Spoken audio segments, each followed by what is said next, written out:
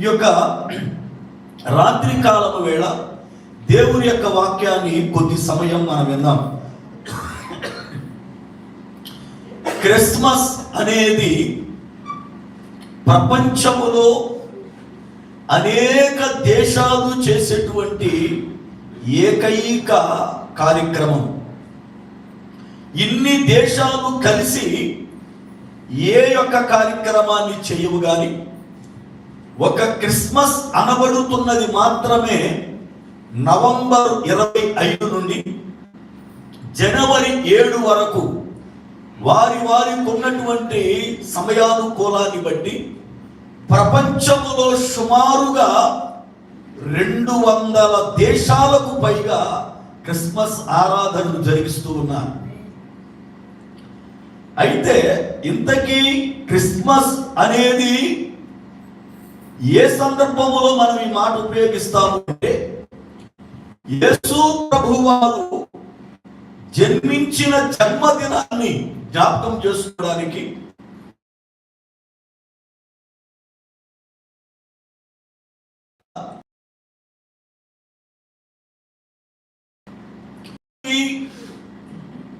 క్రీస్తు పుట్టుకకు క్రిస్మస్ కి సంబంధం లేదు. కారణం ఏమిటి అంటే, క్రిస్మస్ అనేది 2 పదాల కలయిక. క్రిస్టోస్ అనేది గ్రీకు పదం. క్రిస్టోస్ అనగా అభిషక్తుడు లేక మెస్సయ్య అని అర్థం. మాస్ అనేది లాటిన్ పదం, పూజార్హుడు, ఆరాధన అర్థం. ఈ 2 కలిపి క్రీస్తుని ఆరాధించుట అనే పదముగా మనం క్రిస్మస్ అంటున్నాం. వాస్తవానికి ప్రతి శుక్రవారం ప్రతి ఆదివారం మనకు క్రిస్మసే, ఎందుకంటే క్రీస్తుని ఆరాధిస్తూనే ఉన్నాం. కానీ క్రీస్తు పుట్టుకకు దీనిని పరిమితం చేశాం. అయితే క్రీస్తు పుట్టుక అనేది ఒక శ్రేష్టమైనటువంటి కార్యం. సామాన్యముగా ఎవరైనా ఒకరికి, ఒక 10 మందికి, ఒక బంధువులకు, స్నేహితులకు బహుమానం ఇవ్వడం అనేది మనం చూస్తాం, కానుకలు ఇవ్వడం అనేది. కానీ దేవుడు సర్వ ప్రపంచానికి కానుక ఇచ్చిన దినమే యేసుక్రీస్తు పుట్టినరోజు. దేవునికి స్తోత్రం. క్రిస్మస్ అనేటువంటిది ఏమిటి అనంటే, దేవుడు సర్వ మానవాళికి ఇచ్చిన బహుమానపు రోజే ఈ యొక్క క్రిస్మస్. చిన్న వాక్యాన్ని చదువుకుని వాక్యాన్ని ధ్యానం చేద్దాం. కీర్తన గ్రంథం 127వ కీర్తన 3వ చరణం. కీర్తన గ్రంథము 127వ కీర్తన 3వ చరణం. కుమారులు యెహోవా అనుగ్రహించు స్వాస్థ్యము, గర్భఫలము, గర్భఫలము ఆయన ఇచ్చు బహుమానమే. ఈ రాత్రి మన అంశం పేరేమిటి అంటే బహుమానములు. బహుమానములు. చిన్న ప్రార్థన చేసుకుందాం. ఆశ్చర్యకరుడవైన మా పరమ తండ్రి, మీకు వందనాలు స్తోత్రాలు చెల్లిస్తా ఉన్నా. మీ మహాకృపను బట్టి ఇప్పటి వరకు మీ యొక్క పుట్టినరోజును జ్ఞాపకం చేసుకుంటూ ఎన్నో కీర్తనలు బిడ్డలు పాడి నిన్ను గణపరిచారు. ఈ సమయంలో మీ దాసునిగా మీ పక్షమున నిలబడి ఉన్నా. నన్ను మరుగుపరచండి. మా అందరితో కూడా మీరు మాట్లాడి బలపరచండి. యేసు నామమున ప్రార్థిస్తున్నారు పరమ తండ్రి. ఆమేన్. దేవునికి స్తోత్రం. దేవుని యొక్క లేఖనములో సొలొమోను మహారాజు యాత్రా కీర్తనగా ఈ 127వ కీర్తన రాశాడు. దీనిలో 3వ చరణములో రెండు శ్రేష్టమైనటువంటి పదాలను ఆయన వాడాడు. కుమారులు అనేవారు స్వాస్థ్యానికి పోలుస్తూ, గర్భఫలం అనేది ఆయన ఇచ్చు బహుమానము అన్నాడు. అంటే ఒక భార్యాభర్తలుగా ఉన్నటువంటి వారి దాంపత్య జీవితంలో దేవుడు వారిని ప్రేమించి గర్భఫలమును ఇస్తే, ఆ గర్భఫలము దేవుడిచ్చినటువంటి కానుక, దేవుడిచ్చిన కానుక. ఈ రోజున సర్వ ప్రపంచానికి దేవుడు ఒక కానుకనిచ్చాడు. చూడండి వాక్యాన్ని, యెషయా గ్రంథం 9వ అధ్యాయం 6వ వచనం. యెషయా గ్రంథం 9వ అధ్యాయం 6వ వచనం. ఒక్కరు ఏలయనగా మనకు శిశువు పుట్టెను, మనకు కుమారుడు అనుగ్రహింపబడెను. అంటే మనకు కుమారుడు ఇవ్వబడ్డాడు, మనకు కుమారుడు ఇవ్వబడ్డాడు. ఇచ్చింది ఎవరు? తండ్రి యొక్క దేవుడు. ఆయనే గర్భఫలమునిచ్చువాడు. మనకిప్పుడు గర్భఫలాన్ని ఇచ్చాడు. ఆ గర్భఫలం ఎవరు అని అంటే ఆయన జనతైక కుమారుడైన యేసుక్రీస్తు ప్రభువారినే ఇవాళ సర్వ లోకానికి ఆయన కానుకగా ఇచ్చాడు. దేవునికి స్తోత్రం. లోకములో ఎంతో మంది కానుకలు ఇస్తా ఉంటారు, కానీ ఒక అద్భుతమైన కానుక ప్రపంచానికి దేవుడిచ్చాడు. ఏమిటి అంటే తన అద్వితీయ కుమారుని. ఎవ్వరు కూడా ఈ యొక్క కార్యాన్ని చేయలేరు. చూడండి, ఇద్దరు బిడ్డలుంటే ఒకవేళ అక్కకో చెల్లికో పిల్లలు లేకపోతే ఒక బిడ్డని ఇవ్వడం అనేది సామాన్యంగా చూస్తూ ఉంటాం. కానీ ఒకే బిడ్డ ఉంటే ఆ బిడ్డ అక్కర్లేదులే, ఈ బిడ్డ ఇదిగో మీకు ఇస్తున్నాను అని ఎవరైనా ఇవ్వగలరా? పైగా ఇచ్చేటువంటి బిడ్డలు, ఇదిగో నాకున్న ఒకే ఒక్క బిడ్డను మీ కొరకు చనిపోవడానికి ఇస్తున్నాను అని ఇవ్వగలిగిన ఔదార్యం ఎవరికైనా ఉందా ప్రపంచంలో? తండ్రి యొక్క దేవుడు సర్వ ప్రపంచానికి తన కుమారుడు మరణించడానికే ఇవ్వబడుతున్నాడని ఎరిగి ఆ కుమారుణ్ణి యజ్ఞయాగ బలి పశువుగా లోకానికి కానుకగా ఇచ్చాడు. దేవునికి స్తోత్రం. ఈ రోజున ప్రపంచానికి దేవుడు ఇచ్చిన అద్భుతమైన కానుక ఆయన కుమారుడే, ఆయన కుమారుడే. ఈ రోజున ఆయన కేవలం క్రైస్తవులకే ఆయన అనుగ్రహించబడలేదు, లేక మందిరానికి వెళ్ళే వారికే ఆయన అనుగ్రహించబడలేదు, కానీ సర్వజనులకు. ఎందుకంటే దేవుడు లోకమును ఎంతో ప్రేమించాడు కనుక ప్రేమించబడిన లోకము కొరకై తన ఏకైక కుమారుణ్ణి అనుగ్రహించాడు. చూడండి వాక్యాన్ని, యోహాను సువార్త 3వ అధ్యాయము 16వ వచనం. యోహాను సువార్త 3వ అధ్యాయం 16వ వచనం.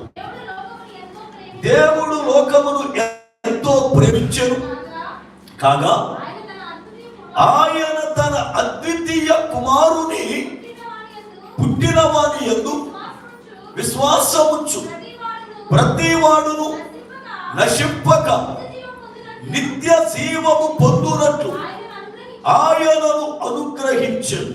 ఒక్క నిమిషం, సేవకులు యేసు గారు, దానియేలు గారు స్టేజ్కి రావాలని మనం చేస్తా ఉన్నాను. దేవునికి స్తోత్రం. దేవుని యొక్క లేఖనములో దేవుడు లోకమును ఎంతో ప్రేమించెను కాగా తన అద్వితీయ కుమారుని యందు విశ్వాసముంచు ప్రతివాడు నశించక నిత్య జీవము పొందునట్లు ఆయనను అనుగ్రహించాడు అంటాడు. అనగా యేసు ప్రభు వారిని మనకు కానుకగా తండ్రి ఎందుకు ఇచ్చాడు అంటే మనం ఎవ్వరం నశించకూడదు, ఆయన యందు విశ్వాసం ఉంచాలి, ప్రతివాడు నిత్య జీవము కలిగిన వాడై ఉండాలని తన కుమారుణ్ణి లోకానికి అనుగ్రహించాడు. ఇది ఎవ్వరూ ఇవ్వనటువంటి బహుమానం, ఏ మనుషుడు చేయలేనటువంటి త్యాగం. ఎందుకంటే తనకున్నది ఒకే ఒక్క కుమారుడు, జనతైక కుమారుడు అంటారు ఆయన్ని.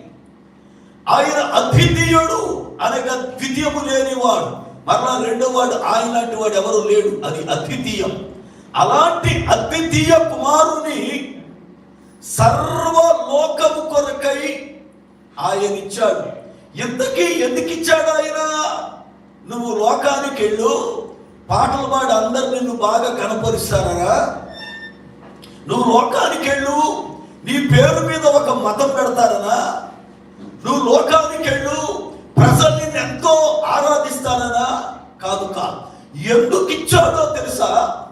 ఆయన తన ప్రాణమును మన కొరకు ఇవ్వడానికి ఇచ్చాడు. చూడండి వాక్యాన్ని, మార్కు సువార్త 10వ అధ్యాయం 45వ వచనం. మార్కు సువార్త 10వ అధ్యాయం 45వ వచనం. మనుష్య కుమారుడు పరిచారము చేయించుకొనుటకు రాలేదు, కానీ పరిచారము చేయుటకును, చూడండి, అనేకులకు ప్రతిగా విమోచన క్రయ ధనముగా తన ప్రాణమును ఇచ్చుటకు వచ్చెను అని దేవునికి స్తోత్రం. హల్లెలూయా. ఎందుకు ఆయన వచ్చాడు? ఎందుకు తండ్రి చేత ఆయన పంపబడ్డాడు? ఎందుకు తండ్రి తాను ప్రేమించిన ఏకైక కుమారుణ్ణి బహుమానముగా లోకానికి ఇచ్చాడు అనంటే, ఆయన సర్వ మానవాళి కొరకు ప్రాణం ఇవ్వడానికట. దేవునికి స్తోత్రం. తండ్రి యొక్క దేవుడు అద్భుతమైన కానుక మనకిచ్చాడు. క్రిస్మస్ అనంటే ఇచ్చుట, క్రిస్మస్ అనంటే బహుమానము ఇచ్చుట. ఈ రోజున క్రిస్మస్ అనే దానిలో ఇవ్వడం అనేది కనపట్టల్లా, అది మిస్ అయిపోతా ఉంది. క్రిస్మస్ను అనేకమైన చూస్తా ఉన్నాం, ఇవ్వడం అనేది క్రిస్మస్ ఆరాధనలో ఎక్కడ కనపట్టల్లా. ఈ రోజున క్రిస్మస్లలో క్రీస్తు కనపట్టల్లా, మాసే కనపడుతుందంతే. ఆరాధనే ఉంటుంది కానీ అక్కడ క్రీస్తు ఉండట్లేదు. ఒకసారి ఒక దంపతులకు లేక లేక పిల్లోడు పుట్టాడు. వాళ్ళు బాగా ధనవంతులు. అయితే వారు ఏం చేశారు అని అంటే, ఆ పిల్లోడికి సంవత్సరం పూర్తయిన తర్వాత బర్త్డే సెలబ్రేషన్ బాగా చేద్దాం, లేక లేక పుట్టాడు, మనకి కోట్ల ఆస్తుంది, ఇంట్లో కాదు 5 స్టార్ హోటల్లో చేద్దామని చెప్పి 5 స్టార్ హోటల్లో ఆ పిల్లవాడి యొక్క బర్త్డే మీటింగ్ ఏర్పాటు చేశారు. రాత్రి ఎవరికి వాళ్ళే డ్యూటీలు దిగి 7:30-8 గంటల నుండి ఆ హోటల్కి రావడం ప్రారంభించారు. అందరూ కూడా చాలా ఉన్నతమైన వారే, చాలా చక్కనటువంటి విద్యావంతులు, బహుధనవంతులు, చాలా ప్రాముఖ్యముగా పేరుగాంచిన వారు. ప్రతివాడు షూటుతో చక్కగా రావడం, తన కోటు తీసి ఆ పక్కన పడేసి లోపలికి వెళ్తా ఉన్నారు. వీళ్ళు వెళ్ళిన వాళ్ళు చక్కగా అక్కడ అన్ని ఏర్పాట్లు చేశారు. మందు త్రాగే వారికి మందు, అలాగనే తిండి తినేవారికి తిండి, ఉల్లాసపడే వారికి డ్యాన్స్ ప్రోగ్రాలు, ఇలాగున అన్నీ కూడా ఆ కాంపౌండ్ ఏర్పాటు చేశారు. అందరూ కూడా ఎవరికి నచ్చినట్లుగా వాళ్ళు సంతోషాన్ని వ్యక్తపరుస్తూ వాళ్ళ ఇష్టానుసారముగా రాత్రి 11:30 వరకు సంతోషాన్ని చేశారు. ఇంకా ½ అన్ అవర్ ఉందనగా తండ్రిని పిలిచి, రే ఇంక అరగంట ఉంది, నీ కొడుకుని తీసుకురా, వాడి చేత కేక్ కట్ చేయిద్దాం, ఇక ఎవరిదాన్ని వెళ్ళిపోతారులే, ఎందుకంటే చాలా బాగా చేసావన్నా. అప్పటి వరకు పిల్లోడు ఎక్కడున్నాడో తల్లికి కానీ తండ్రికి కానీ అజరాల. అప్పటి వరకు వాడి పేరు మీదే జరుగుతుంది బర్త్డే. వచ్చినోడల్లో వాడి పేరు మీదే తింటున్నాడు, వాడి పేరు మీదే తాగుతున్నాడు, వాడి పేరు మీదే జాసిలేస్తున్నారు. కానీ ఇంతకీ వాడు ఎక్కడున్నాడో ఎవరికి సంబంధం లేదు. ఎతకడం ప్రారంభించారు. హోటల్ అంతా 1 గంట అయింది, పిల్లోడు జాడ కనపడలా. 2 అయింది, పిల్లోడు జాడ కనపడలా. 3 అయింది, పిల్లోడు జాడ కనపడలా. ఇక అందరూ ఏమనుకున్నారంటే వాడు చిన్న పిల్లోడు కదా, పాక్కుంటే వెళ్ళి ఎక్కడ నిద్రపోయి ఉంటాడు లేరా, తెల్లారి ఏడిస్తే ఎవడొకడు తీసుకొస్తాడులే, ఇక మరి తెల్లారి ఆఫీసులు ఉన్నాయని చెప్పి ఎవడికి వాడే బయటికి రావడం, ఎవడి కోటు వాడు తీసుకుని వెళ్ళిపోవడం ప్రారంభించారు. ఆఖరి వాడు 3:30కు వచ్చాడు. వాడు కోటు తీసి అలా భుజాన్ని వేసుకోబోతుంటే ఆఖరి కోటు కింద సంవత్సరం పిల్లోడు శవమై చచ్చిపోయి ఉన్నాడు. ఏం జరిగింది? ప్రప్రథముగా వచ్చిన వాడు తన కోటు తీసి అక్కడ ఏముందో చూడకుండా పిల్లోడు మూలను ఉండి ఇసిరేశాడు వాడి పైన. వాడు సంవత్సరంలో పిల్లోడు కనుక ఆ కోటుని సేధించుకుని బయటికి వచ్చేయడానికి ప్రయత్నం చేశాడు, కానీ వాడికి ఊపిరాటం లేదు. లోపల రేఖలో చెడుకో కోటేశాడు. ఇలా కూడా వచ్చిన వాడల్లా అక్కడే పడేయడం వల్ల ఆ పిల్లవాడు చనిపోయాడు. చివరికి వాడి పుట్టినరోజే వాడి మరణానికి కారణమయ్యింది. ఎవరయ్యా ఇంతకీ ఆ పిల్లోని చంపింది? ఎవరో ఆ పిల్లోడి మరణానికి కారణం అంటే పుట్టినరోజుకు వచ్చిన వాళ్ళే. పుట్టినరోజు ఏర్పాటు చేసిన తల్లిదండ్రులే. ఈ రోజున క్రీస్తు పుట్టుకలో క్రీస్తు లేడు. ఎందుకో తెలుసా? క్రిస్మస్ ఆరాధనకు వచ్చిన వాళ్ళు చంపేస్తున్నారు ఆయన్ని. క్రిస్మస్ ఆరాధనకు వచ్చిన వాళ్ళు వాళ్ళ వేషధారణను బట్టి, వాళ్ళ యొక్క కార్యక్రమాలను బట్టి, వారికున్న పరిస్థితులను బట్టి వాళ్ళు యేసుని ఒక మూలకు తోసి చంపేస్తా ఉన్నారు. ఈ రోజున ఆలోచించండి. బై ఎదర కుర్చీలు ఖాళీ ఉన్నాయిగా, ఆ కుర్చీలు ఖాళీ పడే తీసి మరణానికి కారణం ఆ పుట్టినరోజుకు వచ్చిన వాళ్ళే. ఈ రోజున మనం ఆలోచిద్దాం. సిలువ వేస్తున్నామా, క్రీస్తుని కలిగి ఆలోచించాలి. పేరుకి క్రిస్మస్ ఆరాధనే, కానీ క్రిస్మస్ ఆరాధనలో క్రీస్తు లేడు. క్రిస్మస్ ఆరాధనలో లోకముంది. ఇవాళ ఎన్నో క్రిస్మస్లు దేవునికి ఆయాసాన్ని కలిగిస్తా ఉన్నాయి. విచిత్రమైన పాటలు, విచిత్రమైన బోధలు, విచిత్రమైన వేషధారణలు, విచిత్రమైనటువంటి కార్యక్రమాలు చేయడం వల్ల క్రిస్మస్లో క్రీస్తు మృతుడైపోతూ ఉన్నాడు. క్రీస్తు ఎందుకు నీకు అనుగ్రహింపబడ్డాడు? దేవుడు ఎందుకు నీకు కానుకగా ఆయన ఇచ్చాడు అంటే నీ కొరకై తన ప్రాణం అర్పించడానికి తన ఏకైక కుమారుణ్ణి నీకు ఇచ్చాడు. అయితే ఈ రోజున క్రిస్మస్ ఆరాధనలో పాలు పొందిన మనం, తండ్రి తన కుమారుణ్ణి ఇచ్చాడు, తండ్రి తన కుమారుని ఇచ్చాడు. మనం ప్రభువుకేమివ్వాలి? మనం ప్రభువుకేమివ్వాలి? 3 విషయాలు మనం నేర్చుకుందాం. ప్రభువుకి మనం ఏమివ్వాలి? ఆయన తన ఏకైక కుమారుని మనకిచ్చాడు. అయితే మనం తండ్రికి ఏమివ్వాలి? ఏమి అడుగుతున్నాడు ప్రభు? వాక్యం చూద్దాం. సామెతల గ్రంథం 23వ అధ్యాయం 26వ వచనం. సామెతల గ్రంథము 23వ అధ్యాయము 26వ వచనం. నా కుమారుడా, నీ హృదయమును నాకిమ్ము. దేవుని లేఖనములో ప్రభువు అడిగింది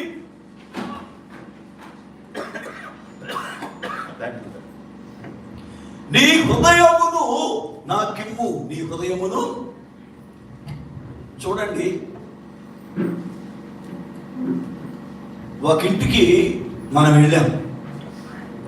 ఒక ఇంటికి వెళితే ఒక అందమైనటువంటి ఒక పక్షి కనపడింది. చాలా శ్రేష్టమైంది, ఏ జబ్బు లేదు, చాలా ఉన్నతమైనది. అది కనబడినప్పుడు మనకు ఆశ పుడితే దాన్ని మనం అడుగుతాం, అది నాకు ఇవ్వకూడదు, మీరు ఇంకోటి తెచ్చుకోండి అని. కానీ ప్రభువు అడిగినది విచిత్రమైనది. ఎందుకంటే హృదయం అన్నిటికంటే మోసకరమైనదట. ఆయన అడిగింది నీ దగ్గర శ్రేష్టమైనది కాదు. ఆయన అడిగింది నీకున్న దానిలో బెస్ట్ కాదు. ఆయన అడిగింది నీ దగ్గర ఉన్నది గొప్పది కాదు. ఏది నీ దగ్గర ఉన్న అన్నిటిలో వ్యాధి కలిగి ఉందో, రోగి అయ్యిందో దాన్ని అడిగాడు. ఆలోచించండి, ఏ మనుషుడైనా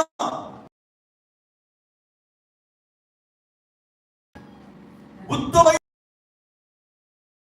ప్రభు అడిగింది ఉత్తమమైనది కాదు.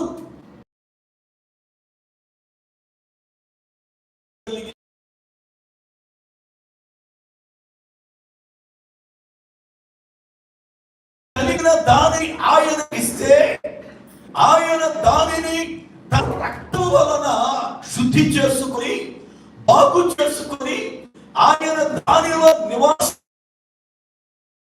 ఉండడానికి ఇష్టపడ్డాడు. అందుకనే ఆయన ఏమడిగాడు అంటే, సర్వాంగ హోమముగా మీ దేహమును దేవునికి సమర్పించండి. రోమాపత్రిక 12వ అధ్యాయం 1వ వచనం. రోమాపత్రిక 12వ అధ్యాయము 1వ వచనం. అవునా? కాబట్టి సహోదరులారా, యందు నేను నివాసం చేస్తాను. ఎందుకంటే మనుష్య కుమారునికి గూడు లేదు, తలవాల్చుకోవడానికైన స్థలం లేదు.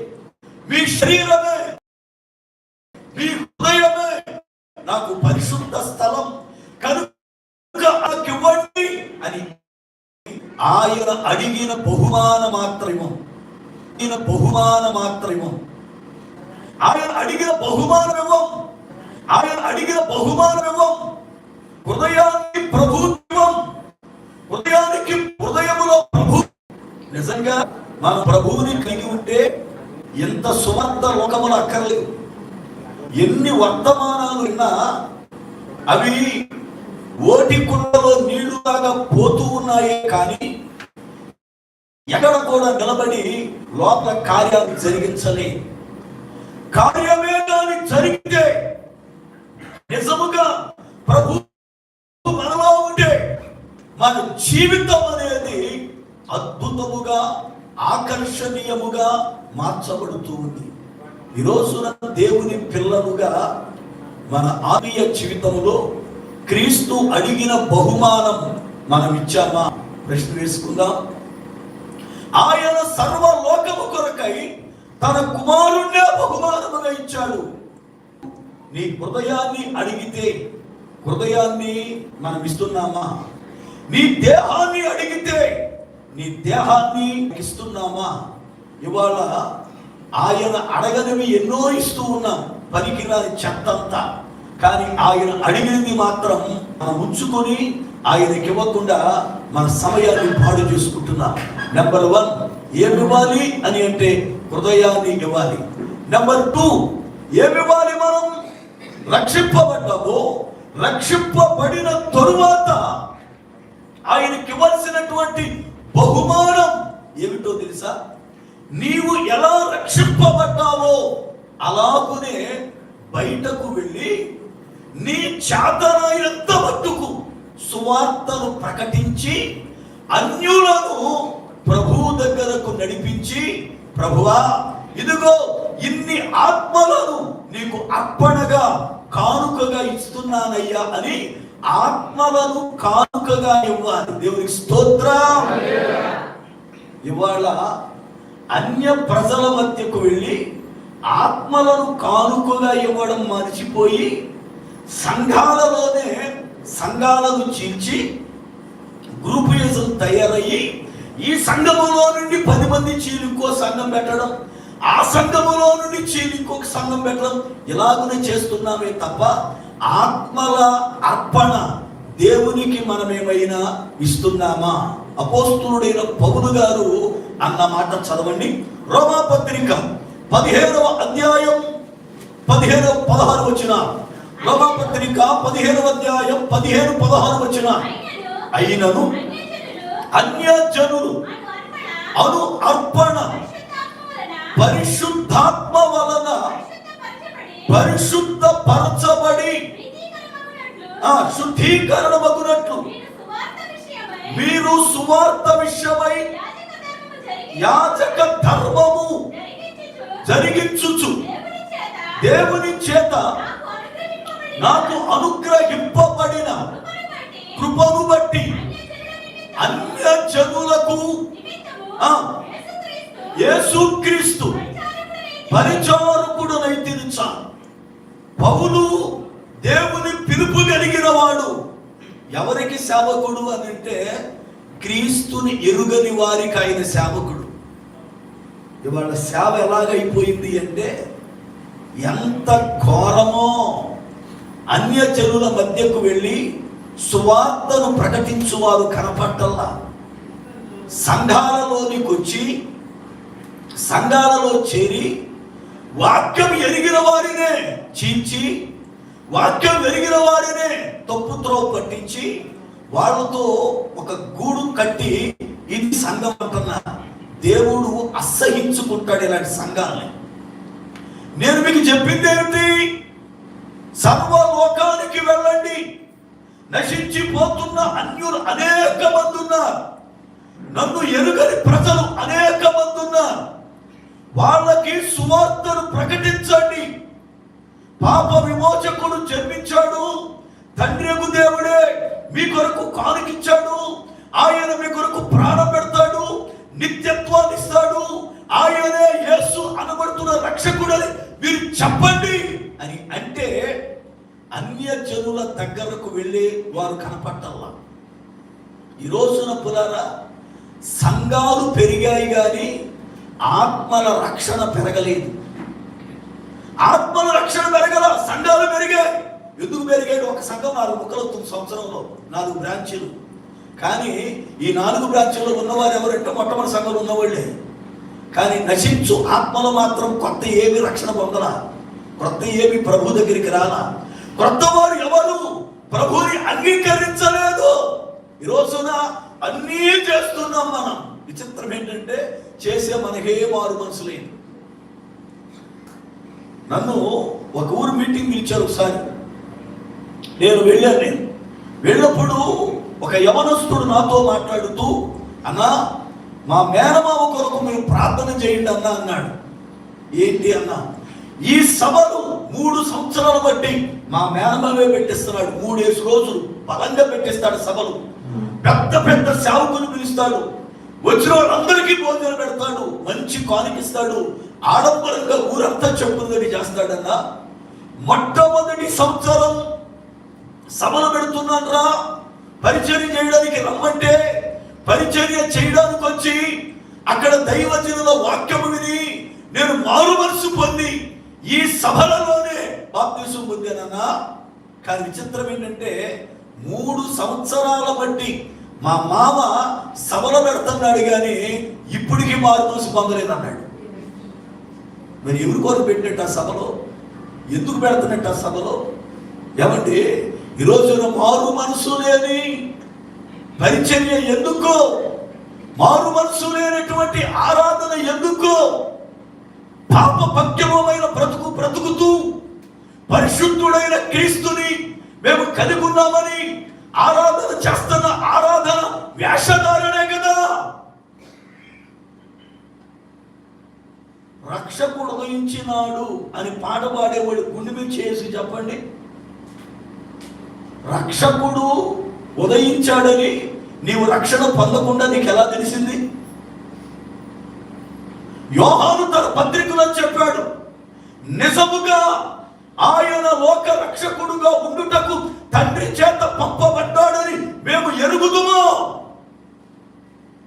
సమరయ స్త్రీలందరూ చెప్పారు, ఓ సమరయ స్త్రీ, నువ్వు చెప్పిన మాటలు కాదు, మా మట్టుకు మేము విని ఈయన లోక రక్షకుడు నమ్మాం అన్నా. ఈ రోజున రక్షకుడు ఉదయించినాడని పాట పాడే వాళ్ళు 80% మంది అసలు రక్షణ పొందిన బ్యాచీగా. అపవాది మనం ఎక్కడ కొట్టాడు చెప్పనా? పాటలు పిచ్చి మైండ్కి ఎక్కించి మనల్ని సర్వనాశనం చేశాడు. ఇవాళ పాటలు పాటలు పాటలు సంఘాల్లో, చాలా సంఘాల్లో వాక్యం ఉండదు. నేను 2014లో ఇక్కడికి వచ్చినప్పుడు ఒక సంఘానికి వాక్యం చెప్పడం తీసుకెళ్ళాను. నన్ను ఈవినింగ్ 4 to 6 టైం అది. గెస్ట్ స్పీకర్ వచ్చాడంటే వాక్యం మీద ఆసక్తి ఉన్నవాడు ఎన్ని కార్యాలున్నా ఆపేసి టైం ఇచ్చేస్తాడు. ఆయన 20 నిమిషాలకి ఇంకా ముగించాలనగా నాకు టైం ఇచ్చాడు. ఏంటి అంటే ఆయన అంటాడు, గెస్ట్ స్పీకర్ వస్తే మాత్రం మా కార్యక్రమం ఆపుకుంటామని, మేము స్పీకర్ వస్తాడు పోతాడు, కార్యక్రమం మాత్రం మేము వస్తాం అన్నాడు. అంటే వాక్యానికి ఆ సంఘంలో విలువ లేదుగా, వాక్యం అక్కర్లేదుగా. ప్రజలు మెప్పించడం కావాలా, ప్రత్యేక పాటలు కావాలా, ఏమని కథలు కావాలా. ఇవాళ ఆ సంఘం కోయిట్లో లేదు. ఒక దైవజనుడిగా చెబుతున్నా, వేషధారణ నిలబడదు, కొంతకాలానికి అది మరుగైపోతుంది. ఈ రోజున దేవుని పిల్లలుగా రక్షకుడు ఉదయించాడని పాడుతున్నాము, కానీ రక్షణ పొందకుండా ఎంతకాలం వేషధారిగా ఉంటాం? ఎంతకాలం మనం మనుషుల్ని మోసగిస్తాం? ఎంతకాలం ఇలాంటి ఆచారపు క్రియలు చేద్దాం? ఎంతకాలం ఇలాగా ప్రభుకి దూరముగా ఉంటూ లోకస్తుల వరకు బ్రతుకుతామో ఆలోచించండి.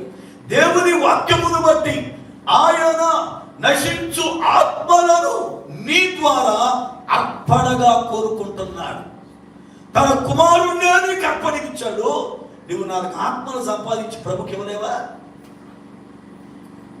ఆత్మలను సంపాదించాలంటే మనసు అనే నడుము కట్టుకొని సువార్తని చెప్పడానికి బయటకు అడిగేయాలి. సువార్తను ప్రకటించాలి. దేవుని గురించి తెలియని వారికి చెప్పాలి. ఆయన జీవము గల వాక్యాన్ని చేతబట్టుకుని నడవాలి. ఈ రోజున పులారా ప్రభు దగ్గరికి ఆత్మను నడిపించేవాడు కనబట్టల సంఘాలలో. ఎంత దుఃఖకరమో ఈ విషయం ఆలోచించండి. నీ ద్వారా మీ సంఘానికి వచ్చిన ఆత్మలెన్ని? నిన్ను బట్టి అసలు సంఘం ఎగ్గొట్టిన ఆత్మలెన్ని?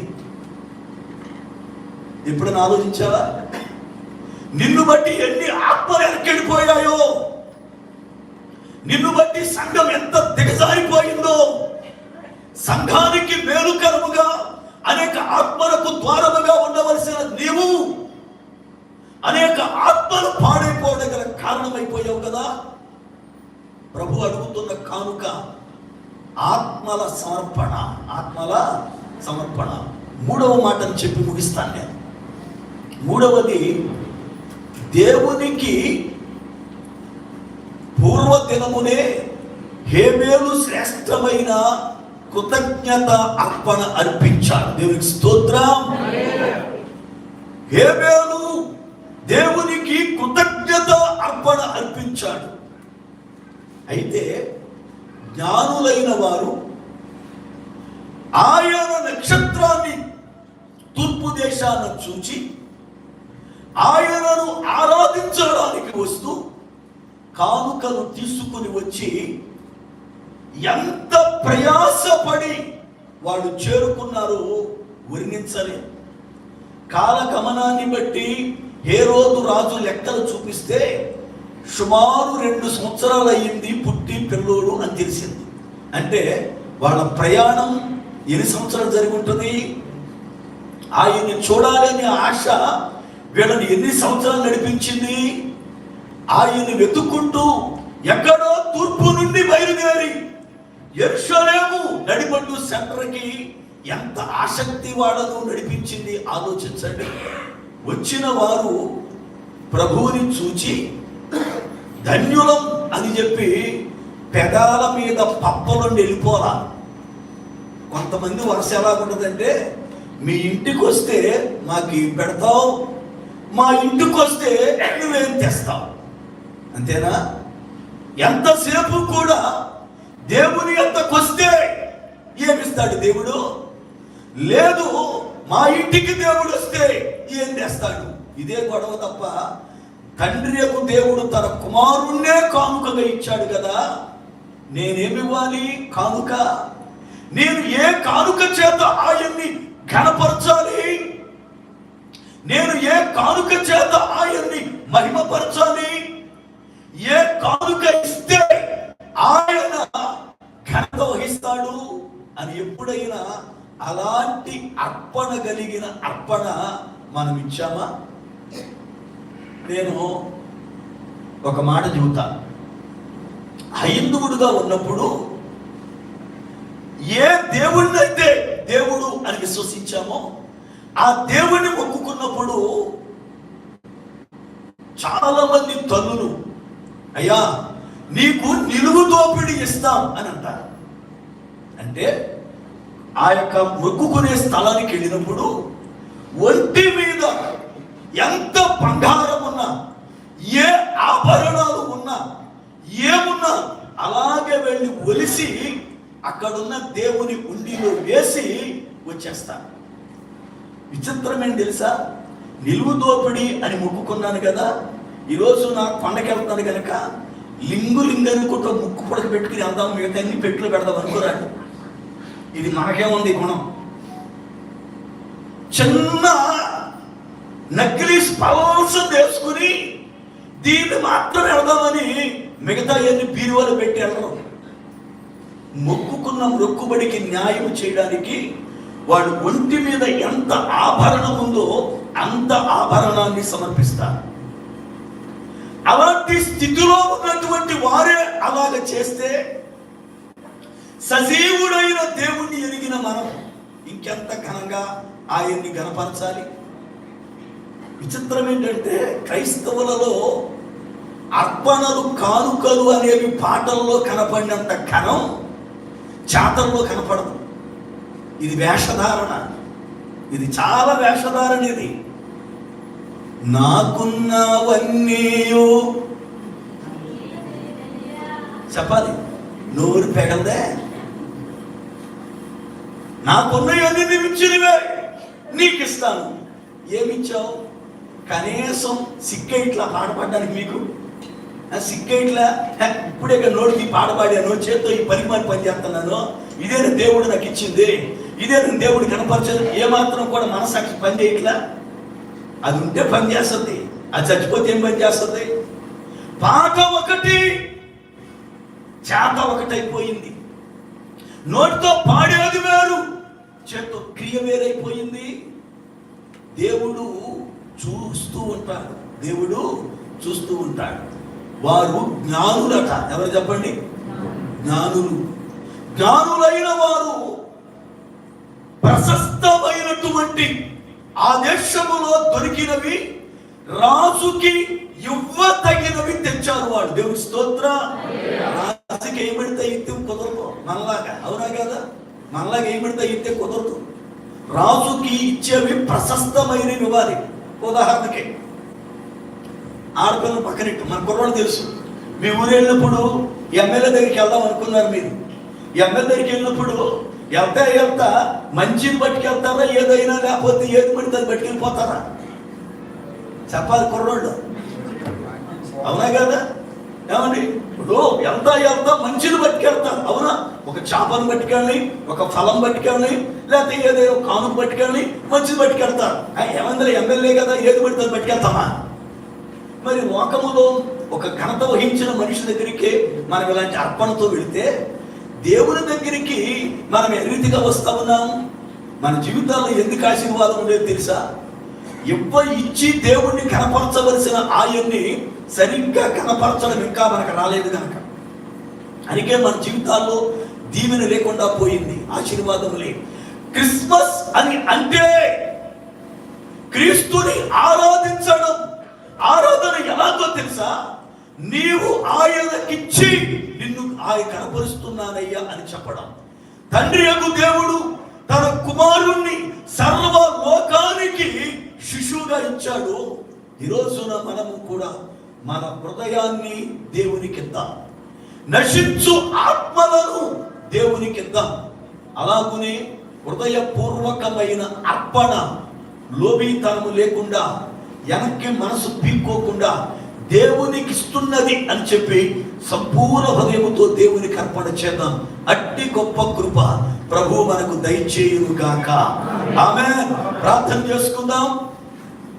ఆశ్చర్యకరుడవైన మా పరమ తండ్రి, మీకు వందనాలు స్తోత్రాలు చెల్లిస్తా ఉన్నా. మీ మహాకృపను బట్టి ఈ రాత్రి కాల వేళ ఆయన క్రిస్మస్ ఆరాధనలో మీరిచ్చిన బహుమానం బహు గొప్పది ప్రభువా. అట్టి బహుమానాన్ని బట్టి స్తుతిస్తూ ఉన్నా. మేము కూడా సహృదయము కలిగి నీకు ఇచ్చి నిన్ను ఘనపరిచే గొప్ప కృప దయచేయమని, విత్తబడిన వాక్యము నీరు కట్టి ఫలింపు చేసి నీ కృపతో నింపి సమృద్ధిని అనుగ్రహించుమని యేసు నామమున ప్రార్థిస్తున్నాను పరమ తండ్రి. ఆమేన్. దేవునికి స్తోత్రం.